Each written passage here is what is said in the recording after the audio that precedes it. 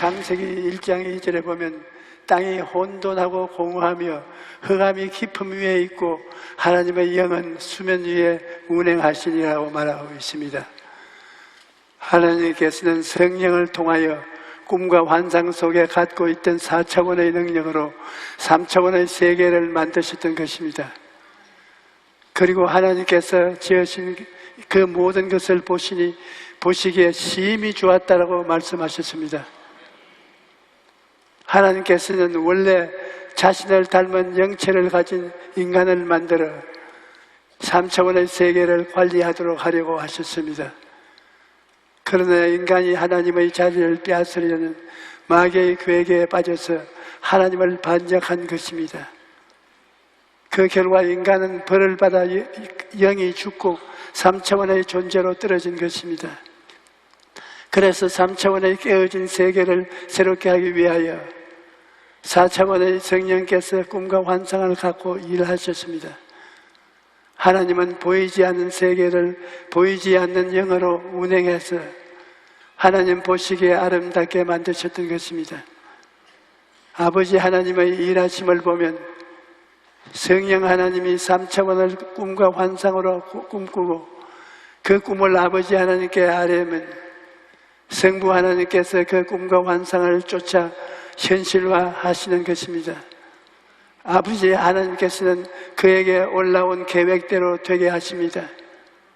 사탄의 어떤 회방도 다 물리치시고 성령이 나타나셔서 보시기에 좋은 꿈과 환상을 그림으로 그려서 하나님께 나타나시면 하나님께서 창조하시고 3차원적 현실을 만드시는 것입니다.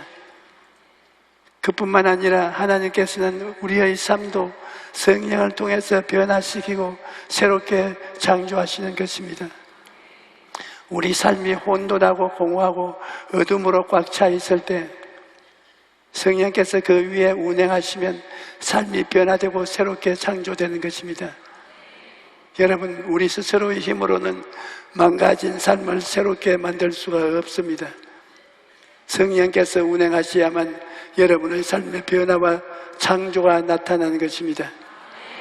예수님께서는 내가 아버지께 구하겠으니 그가 또 다른 보혜사를 너에게 주사 영원토록 너희와 함께 있게 하시리니라고 말씀하셨습니다. 지금 여러분이 느끼든 못 느끼든 보혜사 성령께서 여러분께 와서 지금 이 순간에도 함께 하시는 것입니다. 그러므로 성령을 인정하고 환영하고 모셔드리고 의지하십시오. 그러면 성령께서 운행하셔서 여러분의 삶에 변화와 새로운 창조를 가져오는 것입니다. 성령께서는 꿈과 환상을 통해 일하시기 때문에 여러분의 삶에 변화와 창조를 가져오려면 가슴 속에 꿈을 가져야 하는 것입니다. 꿈을 분명한 그림으로 그려서 성령님께 보여드려야 합니다. 막연하게 하나님 아버지여 나에게 집을 한 채 주시옵소서, 집을 주시옵소서 그렇게 기도하시면 안 됩니다. 마음이라는 도화지에 분명한 꿈을 그리고 기도해야 하는 것입니다. 제가 목회를 시작한 지 몇 달밖에 안 되었을 때 그때는 아주 공색한 때였습니다. 결혼하기 전이었으므로 조그마한 방에서 나 혼자 살았습니다. 방 안에는 책상은 물론 의자와 침대도 없어서 마룻바닥에서 그냥 먹고 자며 공부하였던 시절이었습니다. 그런데 하루는 예수의 이름으로 기도하면 무엇이든지 응답받는다는 말씀을 읽고 깊은 감동을 받았습니다. 그래서 무릎을 꿇고 하나님께 기도하기 시작했습니다. 하나님 아버지께서 저를 하나님의 자녀라고 하셨는데 어째서 제게는 책상도 없고 의자도 없고 침대도 없습니까? 더구나 자전거 하나 없이 매일 몇십 리씩 발이 퉁퉁 붓도록 걸어야 합니까?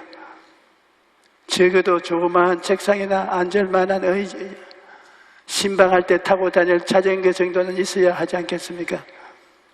저에게 책상과 의자와 자전거를 주십시오. 그렇게 기도를 했습니다. 그런데 6달이 지나도록 응답이 없었습니다. 그러던 어느 날 저녁도 먹지 못해 배도 고프고 몸도 지치고 정말 낙심이 되어서 하나님께 불평하기 시작했습니다. 주님, 여러 달 전부터 책상과 의자와 자전거를 놓고 기도했는데 아직 하나도 응답받지 못했습니다. 제가 이 가난한 동네에서 복음을 전하느라 얼마나 고생하는지 주님도 다 아시지 않습니까?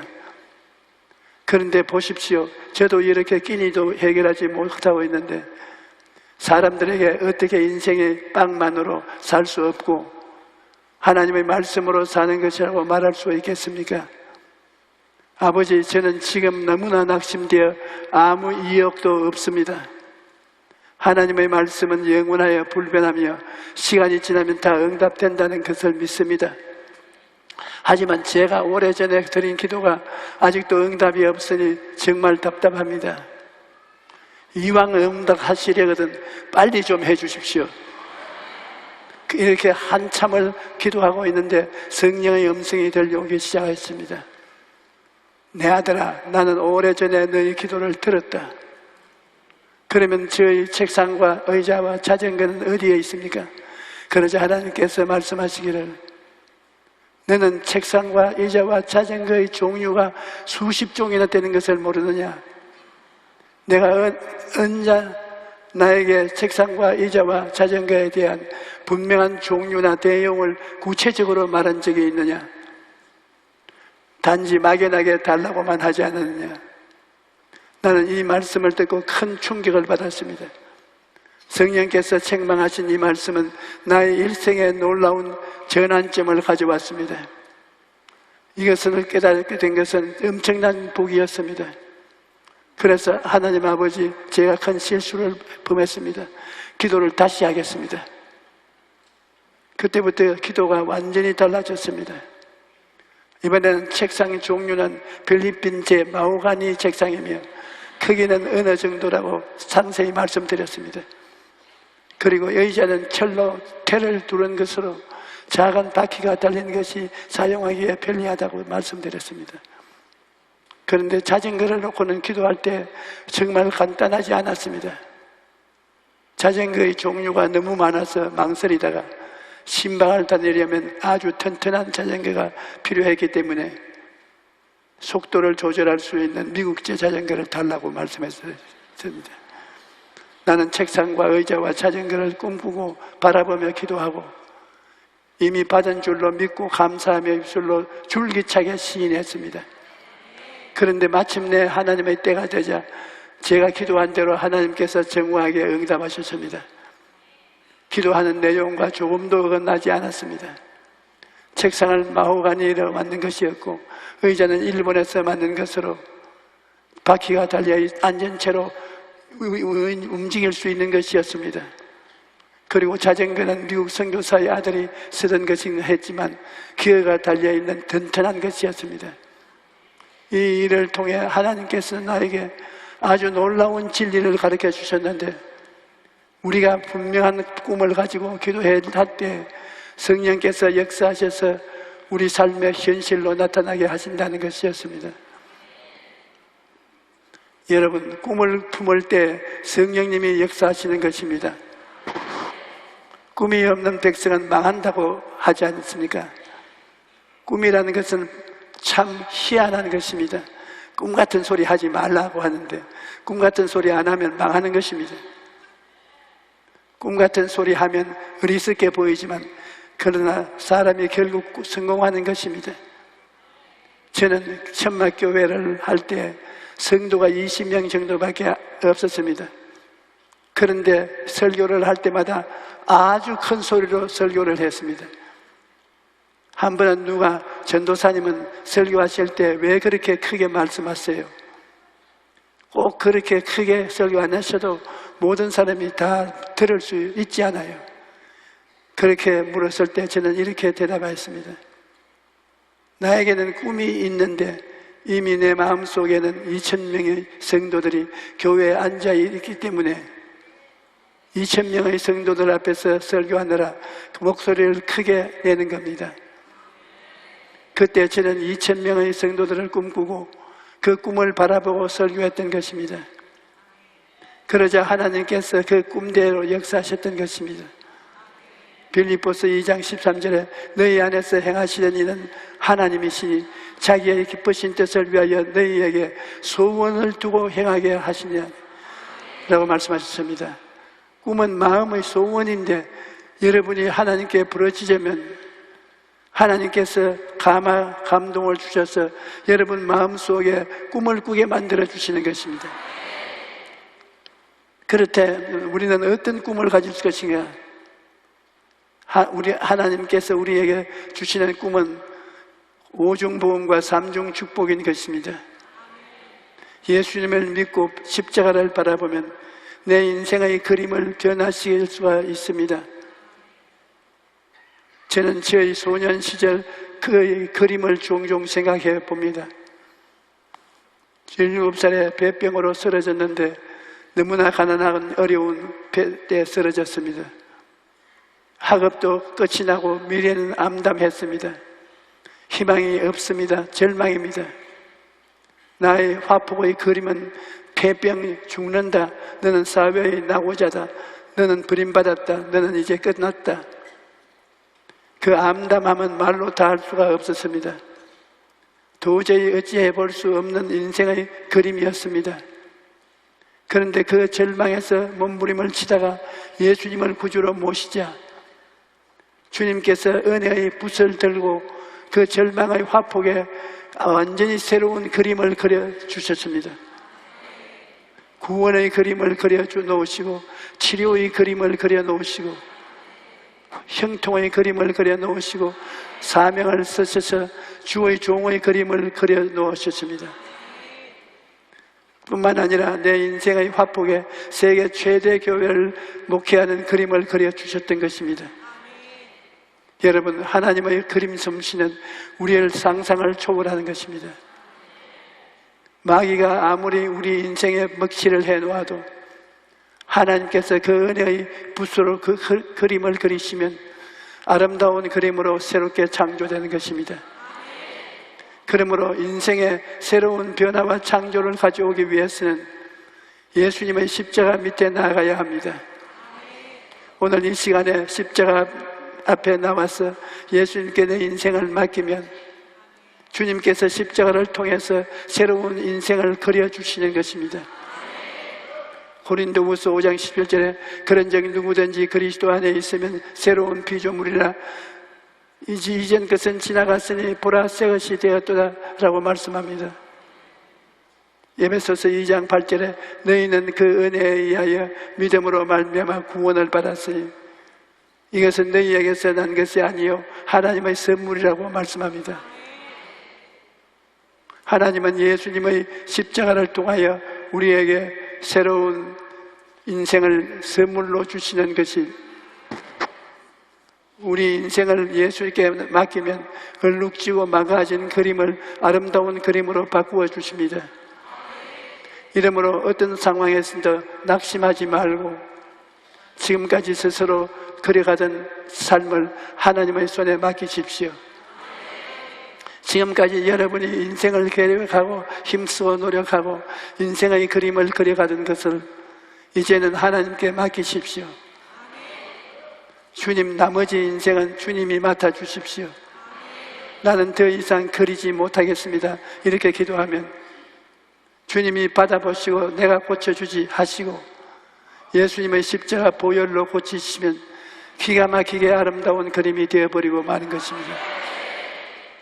그 예수님의 은혜가 지금 여러분을 기다리고 있는 것입니다. 주님께서 뭐라고 말씀하셨습니까? 내가 의인을 불러 온 것이 아니요 죄인을 불러 회개시키려 왔노라. 그러므로 예수님께 이 세상에 오신 것은 죄인을 찾으러 오신 것입니다. 죄인이 있는 곳에 예수님이 계십니다. 병자가 있는 곳에 예수님이 계십니다. 가난이 있는 곳에 예수님이 계십니다. 죽음이 있는 곳에 예수님이 계십니다. 그러한 것을 변화시키기 위해 주님께서 오신 것입니다. 우리 주 예수님이 오시면 죄인은 의인으로 바꾸고 허물 많은 사람은 거룩한 사람으로 바꿔주고 병든 자는 건강한 사람으로 변화시켜주고 저주받은 사람은 복받은 사람으로 만들어주고 죽은 사람은 영생을 얻게 만들어 주시는 것입니다. 그 다음 우리는 예수님을 믿음으로 새 사람이 되었기 때문에 이제부터 말도 달라져야 합니다.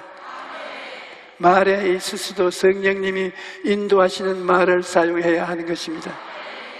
여러분, 새로운 창조를 위해서는 새로운 말을 사용할 줄 알아야 되는 것입니다. 어느 병원에서는 의사보다 간호사와 미화원을 더 많이 교육시킨다고 합니다. 왜냐하면 환자를 치료하는 데 있어서 긍정적인 말 한마디가 굉장히 좋은 효과를 가져오기 때문에 환자를 자주 접하는 간호사와 청소하는 분에게 긍정적인 말을 하도록 교육을 시킨다는 것입니다. 간호사나 미화원이 병실에 들어와서 주사를 놓거나 청소를 하면서 오늘은 얼굴색이 좋아졌네요. 말도 힘이 있네요. 전에 있던 분도 그렇게 변화가 오더니만 병이 깨끗하게 나아서 퇴원했어요. 이렇게 긍정적인 말을 들려주면 환자를 치료하는데 아주 큰 효과가 있다는 것입니다. 이와 같이 말이라는 것은 우리 삶에 굉장한 영향력을 끼치는 것입니다. 고래에게 칭찬을 하면 고래가 춤을 춘다고 하지 않습니까?